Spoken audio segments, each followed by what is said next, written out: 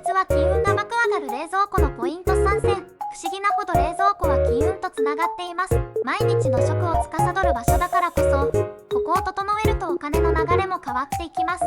宝箱を2回タップして金運の波動を受け取ってくださいね。特に3つ目はお金の流れを大きく変えるポイントです。